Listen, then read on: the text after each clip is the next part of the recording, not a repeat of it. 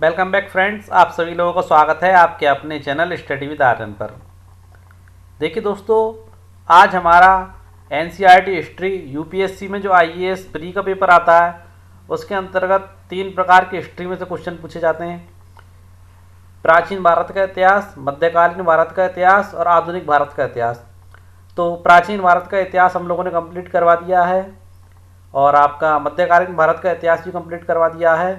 आज आपके आधुनिक भारत के इतिहास की लास्ट वीडियो है एनसीईआरटी के अकॉर्डिंग। ओके दोस्तों, एनसीईआरटी जो कि यूपीएससी का बेस है उसमें क्लास 8th के अकॉर्डिंग आज एनसीईआरटी के आधुनिक भारत के इतिहास की लास्ट वीडियो है, उसके एमसीक्यूज क्वेश्चन की लास्ट वीडियो है और बाकी का पूरा सारा कंप्लीट हम आपको अपने चैनल के माध्यम से करवाएंगे।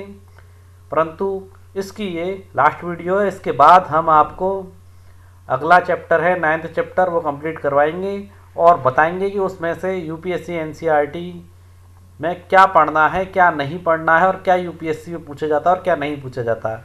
ओके दोस्तों, तो टाइम वेस्ट ना करते हुए फटाफट से इस चैप्टर को स्टार्ट करते हैं। चैनल को ज़्यादा से ज़्यादा सब्सक्राइब कर दीजिए दोस्तों, शेयर कर दीजिए और कमेंट करना ना भूलें दोस्तों। तो आगे बढ़ते हैं दोस्तों। देखिए, क्लास 8 चैप्टर 10th स्वतंत्रता के बाद, यानी कि हमारे भारत देश को जब स्वतंत्रता हासिल हो गई थी, हमारे भारत देश का विभाजन हो गया था भारत और पाकिस्तान में, तो उसके बाद की परिस्थितियों के भारत का अध्ययन हम यहाँ पर करेंगे। तो देखिए दोस्तों, अपना पहला प्रश्न, हमारा भारत कब आज़ाद हुआ था? पहला और महत्वपूर्ण प्रश्न, 15 अगस्त 1947, 14 अगस्त 1947, 10 अगस्त 1947, 1 अगस्त 1947। तो देखिए दोस्तों, 14 अगस्त 1947 को पाकिस्तान आज़ाद हुआ था, ना कि भारत। हमारा भारत 15 अगस्त 1947 को आज़ाद हुआ था। ओके फ्रेंड्स, प्रश्न नंबर दूसरा, भारत विभाजन के समय कितने लाख शरणार्थी पाकिस्तान से भारत आए? देखिए दोस्तों, भारत पाकिस्तान का विभाजन हुआ, यहाँ से मुसलमान लोग पाकिस्तान गए और वहाँ से सिख लोग भारत आए। तो इस विभाजन के समय पूछ रहा है कितने लाख शरणार्थी पाकिस्तान से भारत आए थे? 50 लाख, 90 लाख, 80 लाख, 85 लाख।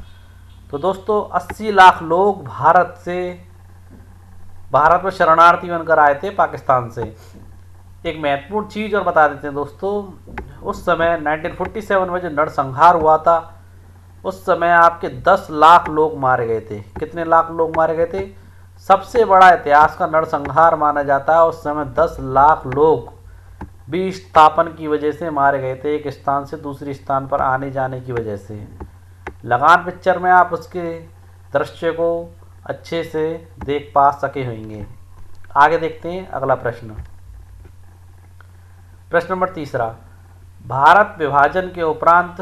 दोस्तों लगान पिक्चर नहीं, वो पिक्चर आपकी गदर थी, सनी देओल की पिक्चर। ओके दोस्तों, यदि कि प्रश्न नंबर तीसरा, भारत विभाजन के उपरांत उत्पन्न हुई समस्याओं।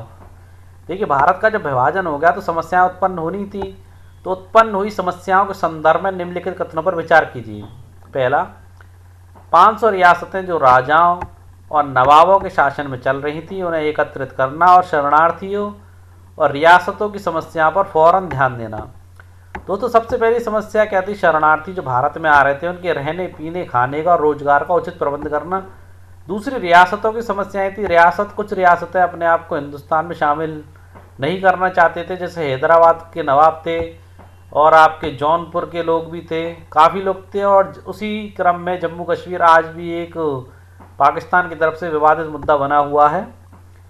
तो दोस्तों ये सारी की सारी समस्याओं पर उस समय ध्यान देना आवश्यक था। दूसरा, नवजात राष्ट्र, यानी कि भारत जो था नवजात राष्ट्र था। नवजात राष्ट्र के लिए एक ऐसी राजनीतिक व्यवस्था विकसित करना जिससे जनता अपनी आशाओं और आकांक्षाओं को अच्छी तरह व्यक्त कर सके। दोस्तों भारत की आज़ादी बहुत ही आशाओं और महत्वाकांक्षाओं के साथ हुई थी, तो भारत की आज़ादी से लोगों को काफ़ी आशाएं और आकांक्षाएं थीं। तो ऐसी राजनीतिक व्यवस्था का विकसित करना आवश्यक था जिससे भारत की जनता की आशाओं और आकांक्षाओं को बल मिल सके, उन्हें अपनी आकांक्षाओं को व्यक्त करने की आज़ादी हो और उनकी आशाओं को पूरा किया जा सके। पॉइंट नंबर तीसरा, 1947 में 34.5 करोड़ आबादी थी भारत में दोस्तों।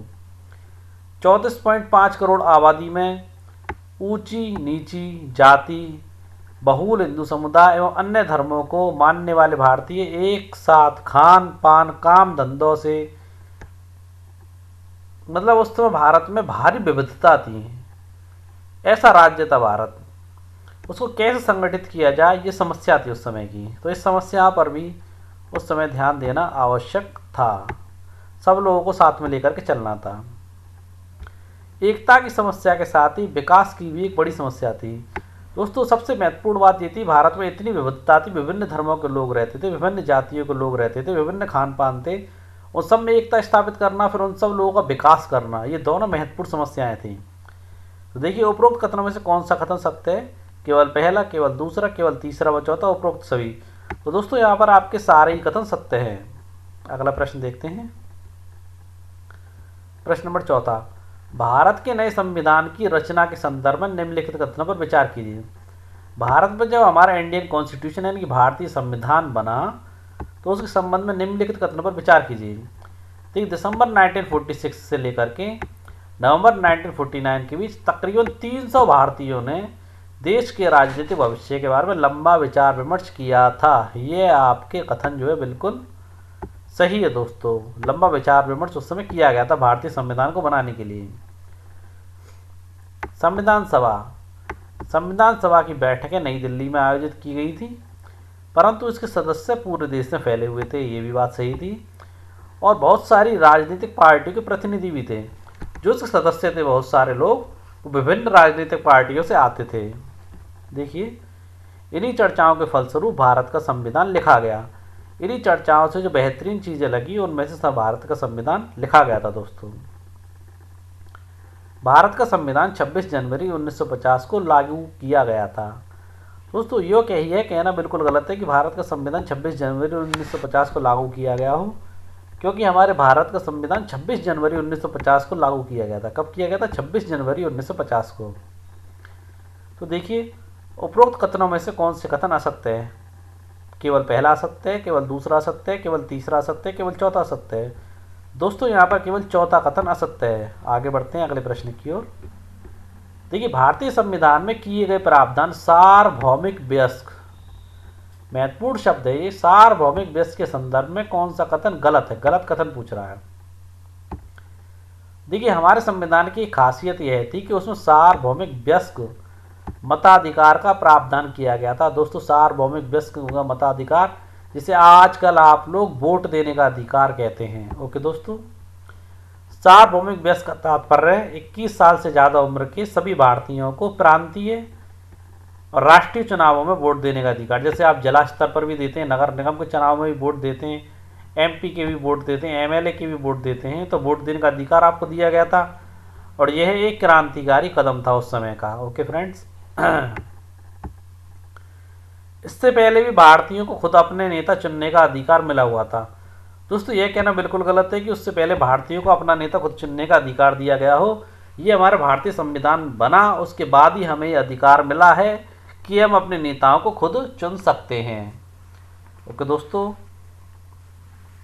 अगला पॉइंट आपका देखिए, पॉइंट नंबर आपका चौथा, ब्रिटेन और अमेरिका जैसे अन्य देशों की जनता को यह अधिकार टुकड़ों टुकड़ों में ही दिया गया था।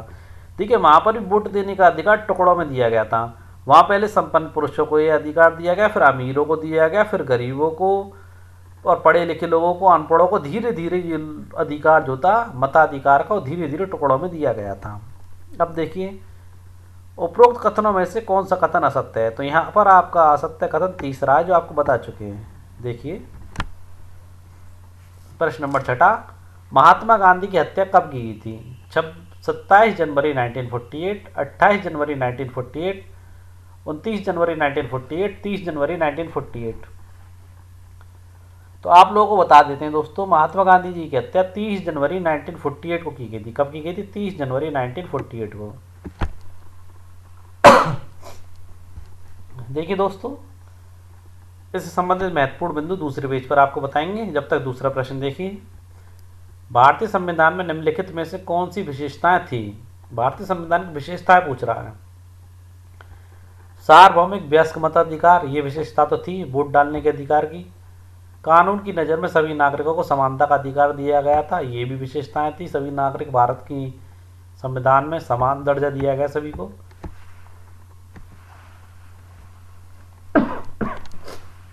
देखिए छुआछूत की समाप्ति, भारतीय संविधान में छुआछूत की समाप्ति का प्रावधान किया गया है। अछूतों के साथ साथ आदिवासियों या अनुसूचित जातियों को भी विधायिका और नौकरियों में आरक्षण दिया गया है। यानी कि यहाँ पर आपके सारे कथन सत्य हैं। महत्वपूर्ण बिंदु देखिए इन दोनों प्रश्नों के। देखिए इलाहाबाद में महात्मा गांधी की अस्थियों का विसर्जन किया जा रहा है 1498। देखिए कितनी सारी जनता है जो महात्मा गांधी से प्रेम करती थी। देखिए अभी 6 महीने भी नहीं हुए थे, सारा राष्ट्र गहरे शोक में पड़ गया। 30 जनवरी की बात है 1942 को कट्टर विचारों वाले नाथूराम गौडसे ने महात्मा गांधी जी की हत्या कर दी थी। और देखिए कारण क्या था उसका, वह गांधी जी के इस दृढ़ विश्वास से मतभेद रखता था। यानी कि उसे गांधी जी के इस विश्वास से चिढ़ थी कि हिंदुओं और मुसलमानों को सद्भावना बनाए हुए इकट्ठे रहना चाहिए।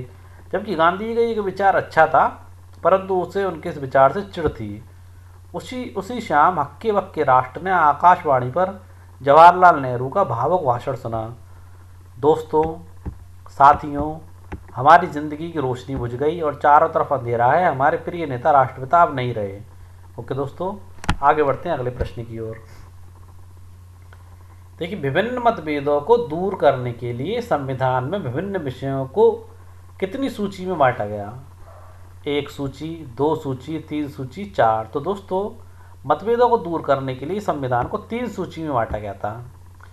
सूची कौन कौन सी थी बता देते हैं। एक तो राज्य सूची में, केंद्रीय सूची में और समवर्ती सूची में। लिख लीजिए आप लोग। अब देखिए कराधान, रक्षा और विदेशी मामलों को किस सूची में रखा गया? राज्य सूची, केंद्रीय सूची, समवर्ती सूची या निम्न में से कोई नहीं? तो कराधान, रक्षा और विदेशी मामलों को उस समय केंद्रीय सूची में रखा गया था। ओके, आगे देखते हैं। शिक्षा और स्वास्थ्य जैसे मामलों को किस सूची में रखा गया था? तो दोस्तों शिक्षा और स्वास्थ्य जैसे मामलों को राज्य सूची में रखा गया था, इन्हें राज्य का विषय माना गया था। अब देखिए इन प्रश्नों से संबंधित एक महत्वपूर्ण बिंदु आप लोगों को यही बता देते हैं, सुन लीजिए आप लोग अच्छे से। देखिए केंद्रीय सूची में तो आपको कराधान, रक्षा और विदेशी मामले आदि को रखा गया था। ऐसे विषय जो केवल केंद्र सरकार के अधीन थे। कौन से विषय रखे गए थे? जो केवल केंद्र सरकार के अधीन थे। दूसरा देखिए राज्य सूची। राज्य सूची में शिक्षा, स्वास्थ्य जैसे विषय रखे गए थे जिनकी जिम्मेदारी मुख्य रूप से राज्य सरकारों के ऊपर थी। क्या था? राज्य सूची में रखे गए विषयों की जिम्मेदारी मुख्य रूप से राज्य सरकारों के ऊपर थी। अब देखिए समवर्ती सूची। समवर्ती सूची जो थी, समवर्ती सूची में वन, कृषि आदि विषयों को रखा गया था जिनके बारे में केंद्र और राज्य, कौन? केंद्र और राज्य दोनों मिलकर संयुक्त रूप से फैसला ले सकते थे। ऐसे विषयों को समवर्ती सूची में रखा गया था। आगे देखते हैं अगला प्रश्न। प्रश्न नंबर 11वां। संविधान सभा द्वारा हिंदी को कौन सी भाषा का दर्जा दिया गया था? राजभाषा, राष्ट्रीय भाषा, क्षेत्रीय भाषा, निम्न में से कोई नहीं? तो दोस्तों संविधान सभा द्वारा हिंदी को आपकी राजभाषा का दर्जा दिया गया था। क्यों दिया गया था वो नेक्स्ट पेज पर आपको बताएंगे, इसका महत्वपूर्ण बिंदु। जब तक आप अगला प्रश्न देखिए। प्रश्न नंबर 12वां।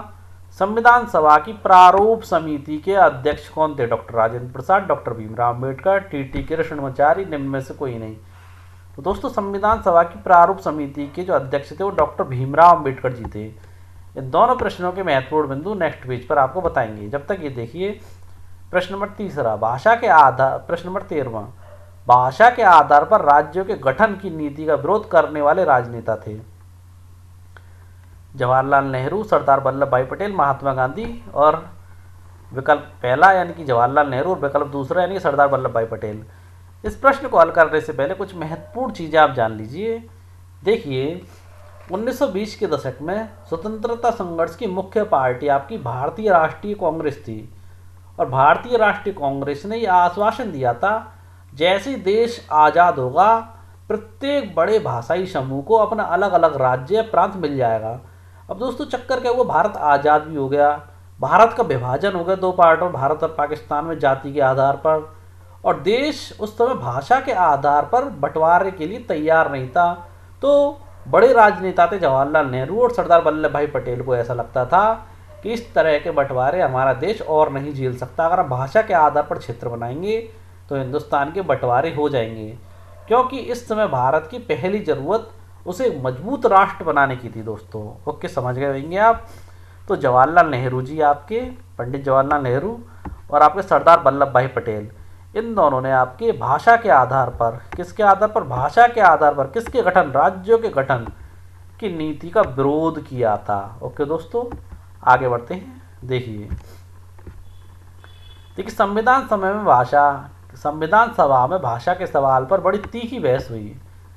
बहुत सारे लोगों का मानना था कि अंग्रेजों के साथ अंग्रेजी को भी विदा कर देना चाहिए। उनका कहना था कि अंग्रेजी की जगह हिंदी को अपनाना चाहिए।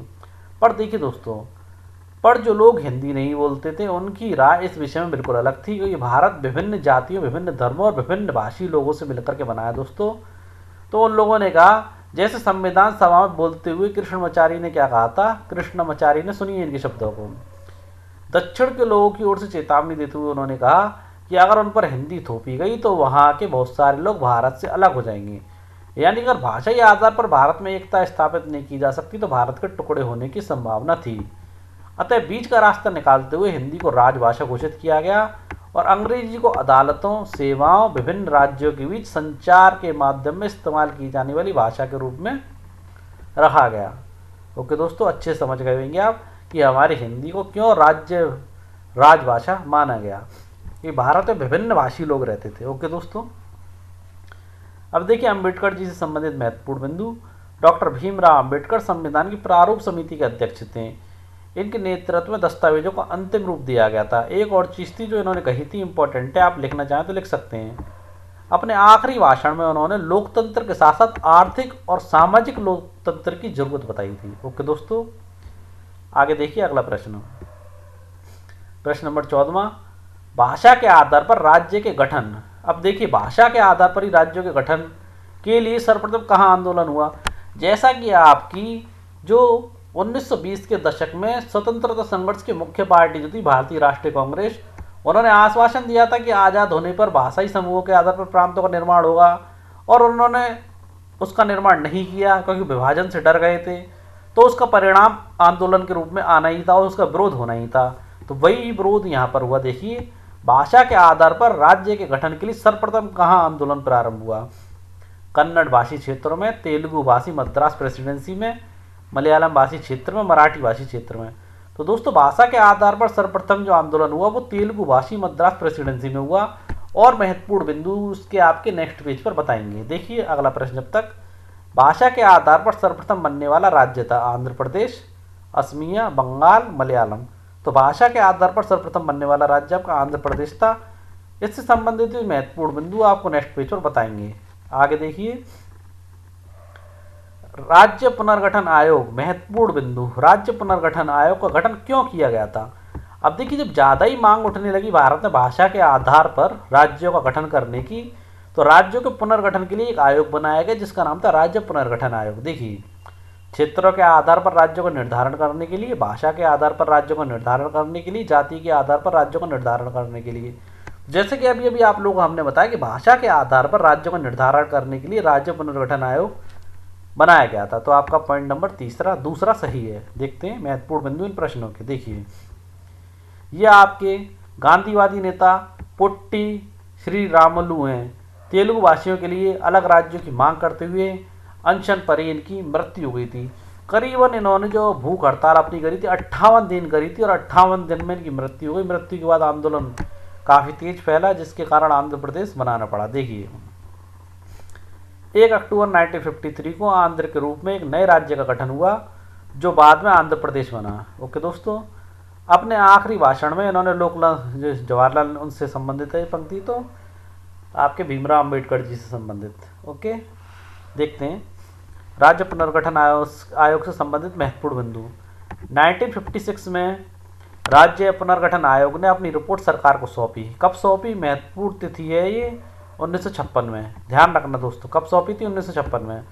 और सुझाव दिया इन्होंने कि विभिन्न भाषियों के लिए अलग अलग प्रांतों का गठन करने के उद्देश्य से जिलों और राज्यों की सीमाओं का पुनः तय किया जाना आवश्यक है। आगे देखिए अगला प्रश्न। देखिए सूची प्रथम को सूची द्वितीय से सुमेल कीजिए तथा नीचे दिए गए कूट का प्रयोग करके सही उत्तर चुनिए। देखिए मुंबई प्रांत का 2 अलग राज्यों में विभाजन हुआ था, उसके विषय में पूछ रहा है। तो देखिए मुंबई प्रांत का 2 अलग अलग राज्यों में विभाजन आपका 1960 में हुआ था। कब हुआ था? 1960 में हुआ था। और वो जो 2 अलग अलग प्रांत जो थे उनके बारे में भी आप लोग जान लीजिए। एक प्रांत आपका मराठी प्रांत था, दूसरा आपका गुजराती प्रांत था। कौन सा था? मराठी और गुजराती भाषी प्रांत। लिख लीजिए इन प्रश्नों को, जो महत्वपूर्ण बिंदु आपको बताए जाते हैं वो आपको लिख लेने चाहिए हैंड टू हैंड। एक तो आपका मराठी था और एक गुजराती प्रांत के रूप में विभाजन हो गया था इसका। देखिए पंजाब का विभाजन हुआ और हरियाणा का निर्माण हुआ। तो पंजाब का विभाजन आपका 1966 में ही हुआ और हरियाणा के रूप में जो अलग राज्य के रूप में हरियाणा को मान्यता मिली वो भी 1966 में ही मिली। अब देखिए आंध्र प्रदेश के रूप में नए राज्य का गठन जो हुआ 1953 में हुआ, ये आपको पहले ही बता चुके हैं। तो देखिए यहाँ पर आपका ऑप्शन नंबर बी सही है। पहले का चौथा, दूसरे का दूसरा या तीसरा, या इसको ऐसे भी कर सकते हैं यहाँ पर तीसरा या यहाँ पर दूसरा, क्योंकि यहाँ पर दोनों सन है एक ही दी गई है 1966 में, और आपका चौथे का पहला। आगे बढ़ते हैं। देखिए योजना आयोग का गठन कब किया गया था? योजना आयोग का गठन कब किया गया था? 1949, 1950, 1952 या फिर दोस्तों 1951।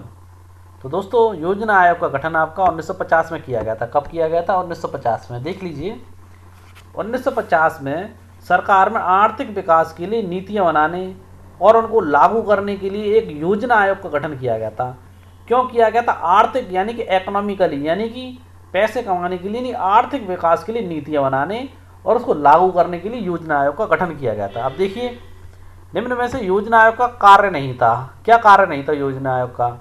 देखिए भारत को मिश्रित अर्थव्यवस्था के रास्ते पर चलाना, जिससे निजी और राज्य दोनों ही उत्पादन बढ़ाने और रोजगार पैदा करने में महत्वपूर्ण और परस्पर पूरक भूमिका अदा करेंगे। यानी कि रोजगार बढ़ाने के लिए निजी क्षेत्रों को और सरकारी क्षेत्रों को मिलकर काम करने के लिए अग्रसित करने के लिए और उत्पादन क्षमता बढ़ाना, ये इसका काम था योजना आयोग का। किस क्षेत्र की क्या भूमिका रहेगी, अर्थात कौन सा उद्योग सरकार करेगी और कौन सा उद्योग निजीकरण निजी लोग करेंगे, उद्योगपति करेंगे, इसका निर्धारण भी आपका योजना आयोग द्वारा किया जाता था। विभिन्न क्षेत्रों एवं राज्यों के बीच किस तरह का संतुलन बनाया जाएगा, इसका निर्धारण भी आपका योजना आयोग करता था।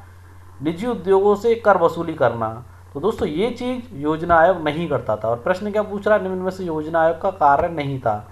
तो योजना आयोग कर की वसूली नहीं करता था। आगे देखते हैं। दूसरी पंचवर्षीय योजना कब लागू की गई थी? दूसरी पंचवर्षीय योजना कब लागू की गई थी? 1949, 1950, 1956, 1960। तो दोस्तों आप लोगों को बता देते हैं, दूसरी पंचवर्षीय योजना 1956 में लागू की गई थी। देखिए इस योजना में इस्पात जैसे भारी उद्योगों देखिए इस योजना में इस्पात जैसे भारी उद्योगों और विशाल बांध परियोजनाओं आदि पर सबसे ज्यादा जोर दिया गया और ये काम सरकारी नियंत्रण के अंतर्गत रखे गए। महत्वपूर्ण बिंदु क्या था? इस्पात जैसे भारी काम उद्योग और विशाल बांध परियोजनाएं बनाने के कामों को सरकारी नियंत्रण के अंतर्गत रखा गया था और उन पर जोर दिया गया था। आगे देखिए प्रश्न नंबर 21वां, भिलाई इस्पात संयंत्र किस देश की सहायता से स्थापित किया गया था? भिलाई में जो इस्पात संयंत्र था वो किस देश की सहायता से स्थापित किया गया था? जापान, अमेरिका, सोवियत संघ या ब्रिटेन? दोस्तों यह आपका सोवियत संघ की सहायता से स्थापित किया गया था। देखिए भिलाई स्थित इस्पात कारखाने की स्थापना 1959 में की गई थी। कब की गई थी? 1959 में। ओके दोस्तों ये देख लीजिए 1959 में तत्कालीन सोवियत संघ की सहायता से की गई थी। छत्तीसगढ़ के पिछले ग्रामीण इलाकों में स्थित यह कारखाना आधुनिक भारत के विकास की एक महत्वपूर्ण केंद्र बन गया था। दोस्तों कहाँ पर स्थित था? ये छत्तीसगढ़ के पिछले ग्रामीण इलाकों में स्थित था यह कारखाना। प्रश्न नंबर 22वां, 1952 से लेकर के 1962 के बीच संयुक्त राष्ट्र में भारतीय प्रतिनिधिमंडल का नेतृत्व किसने किया था? जवाहरलाल नेहरू, भीमराव अंबेडकर, कृष्णा मेनन, उपरोक्त में से कोई नहीं। तो दोस्तों भारतीय प्रतिनिधिमंडल का नेतृत्व आपका कृष्णा मेनन द्वारा किया गया था। आगे देखते हैं। भारत के गुटनिरपेक्ष आंदोलन के संदर्भ में निम्नलिखित कथनों पर विचार कीजिए। देखिए, जवाहरलाल नेहरू ने भारत की विदेश नीति का आधार गुटनिरपेक्ष आंदोलन को बनाया था, ये बात बिल्कुल सही है। मिस्र, यूगोस्लाविया, इंडोनेशिया, घाना और भारत के राजनेताओं के नेतृत्व में गुटनिरपेक्ष आंदोलन में दुनिया के देशों से आह्वान किया गया कि वे अमेरिका और सोवियत संघ के मुख्य सैनिक गठबंधनों से दूर रहें, क्योंकि ये दोनों देश आपस में लड़ रहे थे और भारत शांति स्थापित करना चाहता था। दोस्तों, 1980 के दशक तक बहुत सारे देश गुटनिरपेक्ष आंदोलन के सदस्य बन चुके थे, बिल्कुल सही बात है। अब देखिए, गठबंधन से दूर रहने की इस नीति का मतलब अलग थलग या तटस्थ रहना नहीं था, बिल्कुल सही बात है। इनका तात्पर्य तटस्थ अलग अलग रहना नहीं था, बल्कि इनका उद्देश्य ये था कि उन लोगों के सैनिक गठबंधन में उन लोगों द्वारा की जा रही लड़ाई में शामिल ना हुआ जाए, और भारत तो स्वयं आपका अमेरिका और सोवियत संघ के भी शांति स्थापित कराने का कार्य कर रहा था। दोस्तों, उपरोक्त कथनों में से कौन सा कथन असत्य है? तो यहाँ पर आपका कोई भी कथन असत्य नहीं है, सारे ही कथन सत्य हैं। ओके दोस्तों, सारे कथन यहाँ पर सत्य हैं, ये गलत हैं। आगे देखिए प्रश्न नंबर 23वां, दुनिया की सबसे बड़ी झुग्गी बस्ती किस देश में स्थित है? भारत, पाकिस्तान, बांग्लादेश, अफगानिस्तान। तो देखिए दोस्तों, दुनिया की सबसे बड़ी झुग्गी बस्ती आपकी भारत में ही स्थित है, जिसका चित्र हमने यहाँ लगाया। देखिए, ये देखिए, मुंबई स्थित धारावी दुनिया की सबसे बड़ी झुग्गी बस्तियों में से एक है। इसके दूसरे वाले सिरे पर आप गगनचुंबी इमारतें देख सकते हैं। देखिए, ये सारी गगनचुंबी इमारतें हैं और यहाँ पर आपकी झुग्गी बस्ती है, इस क्षेत्र में देख पा रहे होंगे आप लोग। आगे बढ़ते हैं अगले प्रश्न की। प्रश्न तो यहाँ पर समाप्त हो जाते हैं, अन्यंत्र चालू होगा पाठ का। देखिए, 1956 में जिस समय भारत में भाषा के आधार पर राज्यों का पुनर्गठन किया जा रहा था, उसी समय श्रीलंका का उस समय क्या नाम था? सीलोन। तो उसमें भी देखो एक भाषाई कानून पारित किया गया था। देखिए कि संसद में एक कानून पारित किया गया, सिंगला भाषा को देश की राजभाषा का दर्जा दिया गया। तो किस भाषा को दर्जा दिया गया श्रीलंका में? सिंगला भाषा को। और वहाँ का जो नाम था वो सिंगल द्वीप ही कहलाता था, वो सिंगला ही थी वो। देखिए, इस कानून के जरिए सिंगल भाषा को सारी सरकारी स्कूल, कॉलेजों, सरकारी परीक्षाओं, अदालतों की भाषा बना दिया गया।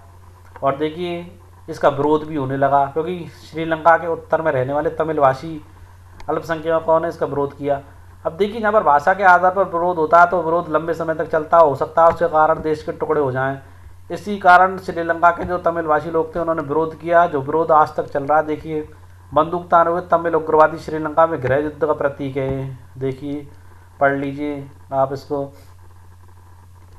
देखिए, सिंगला भाषी एक विपक्षी सदस्य ने कहा कि अगर सरकार अपना रुख नहीं बदलती और इस कानून पर अड़ी रहती है तो इस छोटे से देश दो फूटे फूटे रक्त रंजित देश में पैदा हो सकते हैं। कितनी महत्वपूर्ण बात थी। अब देखिए, दूसरी तरफ पाकिस्तान का विभाजन भी इसी कारण हुआ था। पाकिस्तान में जो दूसरी तरफ देखिए, पाकिस्तान भी इसलिए दो टुकड़ों में बट गया क्योंकि पूर्वी पाकिस्तान के बांग्ला भाषी लोगों को लगता था कि पाकिस्तान में उनकी भाषा को दबाया जा रहा है।